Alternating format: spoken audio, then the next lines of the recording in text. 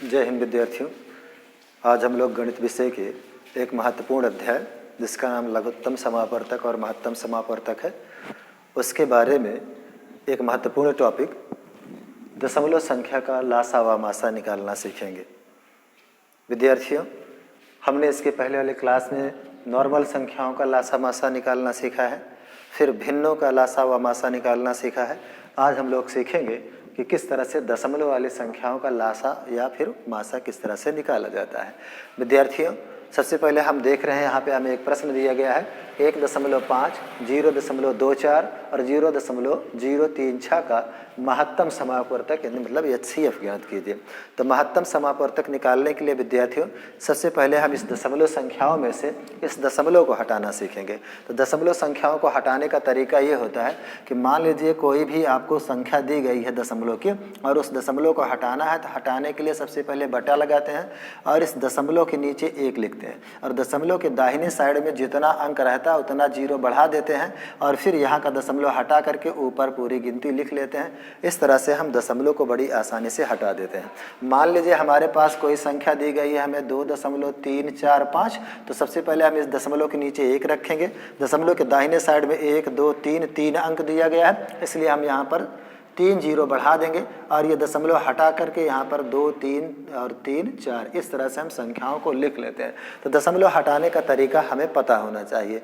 तो सबसे पहले क्योंकि विद्यार्थियों हम यहाँ पर इस दशमलव को हटाएंगे, हटाने के बाद ही हम उसका मासा निकालेंगे। क्योंकि विद्यार्थियों जैसा कि हमने भिन्न वाले सवाल में आपको बता दिया है कि यदि किसी भी भिन्न वाले सवाल का लासा या मासा निकालते हैं तो हमें वहाँ दोनों संख्याओं का लासा दोनों चीज़ें निकालनी पड़ती हैं। किसी भी भिन्न वाली संख्या का यदि हमें लासा निकालने के लिए कह रहा है तो अंश का लासा निकालते हैं और हर का मासा निकालते हैं। यानी जो कहा जाता है उसे अंश पे लगाते हैं और जो नहीं कहा जाता उसे हर पे लगाते हैं। आइए विद्यार्थियों हम लोग यहाँ पर देखते हैं।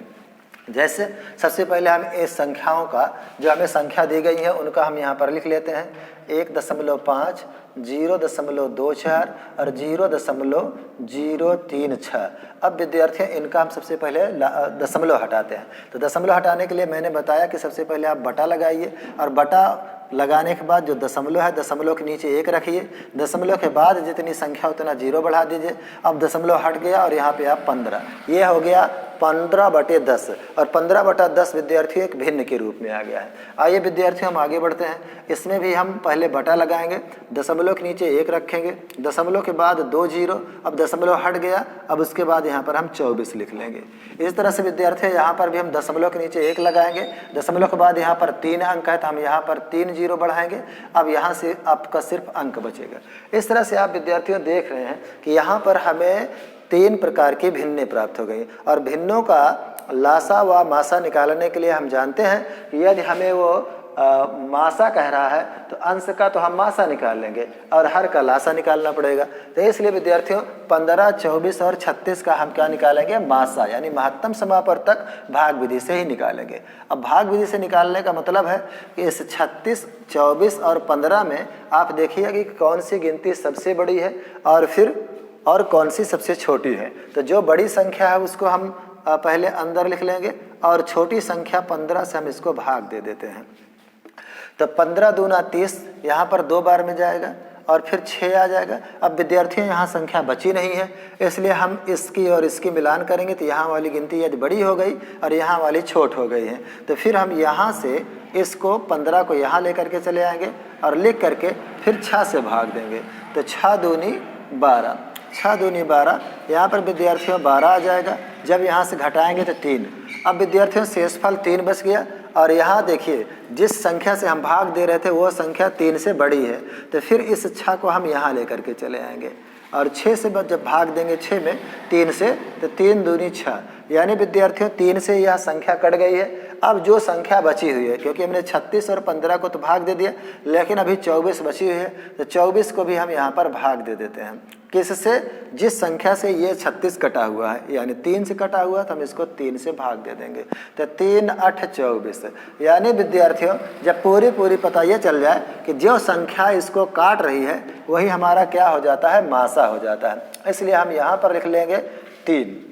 अब विद्यार्थियों क्योंकि आपने ऊपर का मासा निकाल दिया है तो नीचे का अब हमें लासा निकालना पड़ेगा। इन संख्याओं का लासा निकालने के लिए सबसे पहले हम इसको भाग विधि से ही निकालेंगे।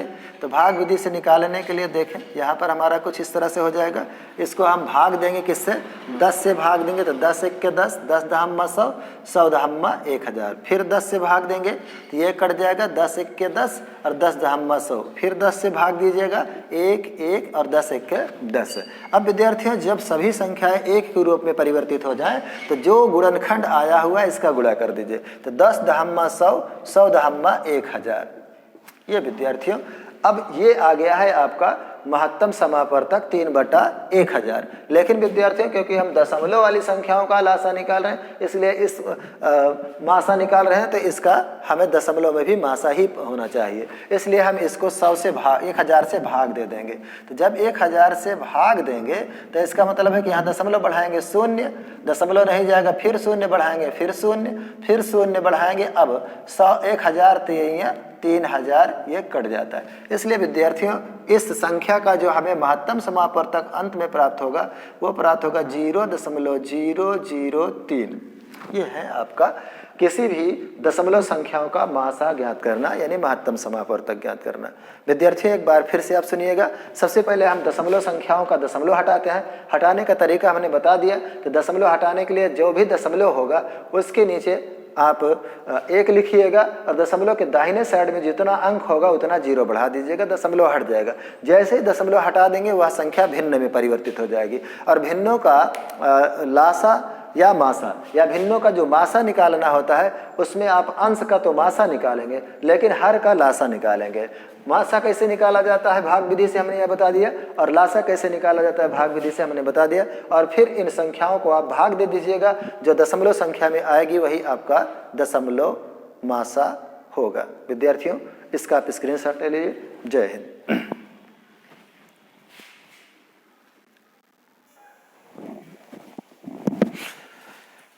विद्यार्थियों आइए हम लोग अभी सीख रहे थे कि किसी भी दशमलव संख्या का किस तरह से मासा निकाला जाता है।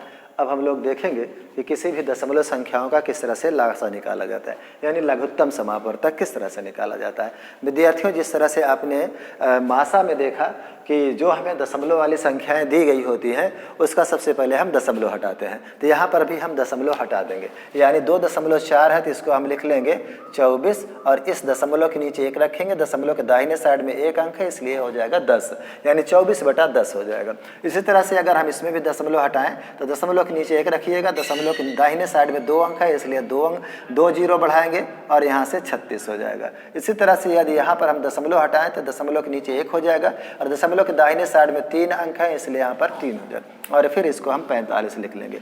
अब विद्यार्थियों क्योंकि हमें लासा निकालने के लिए कह रहा है तो यह सवाल हमारा भिन्न में आ गया है और भिन्नों का नियम यह है कि यदि हमें लासा निकालने के लिए कह रहा है तो अंश का तो लासा निकालेंगे लेकिन हर का मासा निकालेंगे। उसके लिए विद्यार्थियों सबसे पहले हम अंशों का गुणनखंड विधि से लासा निकाल लेते हैं। तो इसके लिए सबसे पहले हम 24, 36 और फिर 45 इन संख्याओं का हम क्या निकालेंगे लासा। लासा के लिए सबसे पहले हम 2 से काटते हैं। तो जैसे 2 से काटेंगे तो 2 को 24 में भाग देंगे तो 12 बार जाएगा और यहाँ पर भाग देंगे तो 2 1 के 2 2 18 बार जाएगा और ये 45 नहीं कटेगा। तो जो नहीं कटेगा उसको उतार लेते हैं। फिर इसको 2 से भाग दीजिएगा तो यहाँ पर 2 छंग 12, 2 9 18 और ये 45 हो जाएगा। अब इसको 3 से भाग दीजिए क्योंकि अब 2 से केवल कट रहा है, इसको 3 से भाग देंगे तो 3 दूनी 6, 3 तिरिक्का 9 और 15 तिया 45। फिर 3 से भाग दीजिएगा तो 2 1 3 5 15। फिर 2 से भाग दीजिएगा 1 1 5। फिर 5 से भाग दीजिएगा तो 1 1 1। अब इन संख्याओं का गुणा कर दीजिए। जैसे 5 दूनी 10, 10 तिहाई 30, 30 दूना 60, 60 तिहाई 120, 120 दूना फिर से बार गुणा करते हैं 5 दूनी 10, 10 तिहाई 30, 30 तिहाई 90, 90 दूना 180, 180 दूना 360 है। यानी विद्यार्थियों यहाँ पर आपका जो लासा प्राप्त हुआ है अंश की संख्या का वो 360 प्राप्त हुआ है। जैसा कि हमने अंश का लासा ज्ञात कर लिया लेकिन अब हर का हम मासा ज्ञात करेंगे तो इसको भाग विधि से, मैंने कहा भाग विधि से मासा ज्ञात करने के लिए जो सबसे बड़ी संख्या होती है उसको हम पहले लिख लेते हैं और उस संख्या में जो सबसे छोटी संख्या होती है उससे भाग दे देते हैं। तो यहाँ भाग देंगे तो ये चला जाएगा 10 एक के 10 में, यानी 100 दहम्मा, इसको हम इस तरह से भाग देंगे यहाँ पे, तो ये चला जाएगा 10 एक के 10। अब ये 0 0 उतर जाएगा यहाँ पे, इसलिए हम यहाँ पर 2 0 बढ़ा लेंगे। अब विद्यार्थियों क्योंकि 10 से कट रहा है तो अब हम यहाँ पे 100 लगा देंगे। तो ये 100 और 100 से जब भाग देंगे इसको, 100 में फिर 10 से भाग देंगे तो 10 दहम्मा 100, यानी विद्यार्थियों ये 10 ऐसी संख्या है जो 10 को भी काट देगी और 100 को भी काट देगी और 1000 को, क्योंकि मासा का मतलब होता है वह बड़ी से बड़ी संख्या जो सभी संख्याओं को काट दे। तो विद्यार्थियों देखें 10 इसको भी काट दिया, इसको भी काट दिया, इसलिए इसका जो मासा निकलेगा वो 10 होगा। अब इससे इसको भाग दे देंगे तो इस 0 से ये वाला 0 कट जाएगा, यानी हमें उत्तर के रूप में 36 प्राप्त होगा। यानी कि 2.4 0.34 0.045 का जो लघुत्तम समापवर्तक प्राप्त होगा वो हमें 36 प्राप्त होगा। विद्यार्थियों ये था किसी भी दशमलव संख्याओं का लासा ज्ञात करना। जय हिंद विद्यार्थी।